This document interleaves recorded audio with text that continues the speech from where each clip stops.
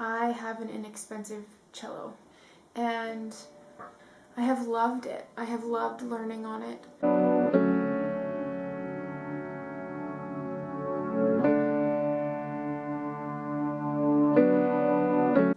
From a music therapy standpoint, I found it very fulfilling when very few people had faith in me that I could make this inexpensive instrument sound beautiful. And I feel that there were moments that I made it sound beautiful, and there was something therapeutic about that. I will say the very first thing that we did when I started lessons with my teacher, she quickly recommended that I upgrade my strings. The strings that came on this cello were poor quality and they sounded awful. They broke really easily too, and I upgraded to just a better pair of strings. It made a big difference on the sound of this cello. I also upgraded my bow, but it's a lot better bow than the original one I had. So pros to this cello, I was able to learn a lot of the basics on a cello that didn't cost me my grocery money for a whole year or something.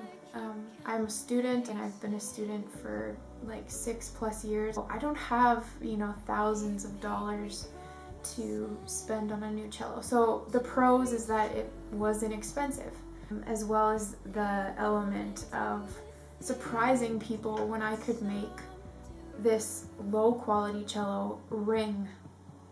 So there's one really big issue that is happening with my cello now, which is kind of why I wanted to make this video, because it's a serious issue and it all kind of stems from the bridge. The wood is so soft that the strings are actually cutting into the wood. So it first happened with my A string, and as you can see, I think there's a piece of paper on the bridge to try to kind of stop or slow the process of, or the progression of the string cutting into the wood. Because what happens when your string is cutting into the wood is that it means it's actually going closer and closer to the neck or to the fingerboard. So as it gets closer to the neck, it actually is hitting the neck now. So instead of having an open sound, I often get this weird distorted sound. And then, most recently, I was having trouble with the G, and we put a piece of plastic in the bridge to kind of slow down the progression of it cutting in, but it didn't work because it still has that weird, it's a different kind of buzzing, but I'll show you. It's specifically after I lift the bow that it just makes this weird. So that's a problem. Even the little rivets or divots, whatever they're called, where these strings kind of fit into before they go up to the pegs to be tightened, a lot of these weren't big enough.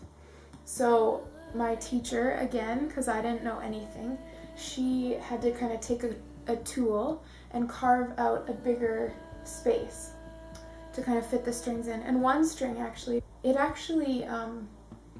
stripped the string.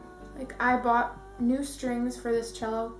The A string, I think I used it for a couple days, but then I had to go and get a new string because we were worried, that it would just snap one day, or the potential for it to even cut my fingers was there, because it just kept kind of it was uncoiling.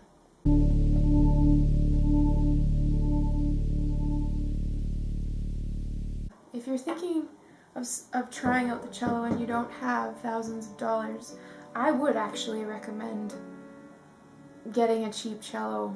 I keep seeing pictures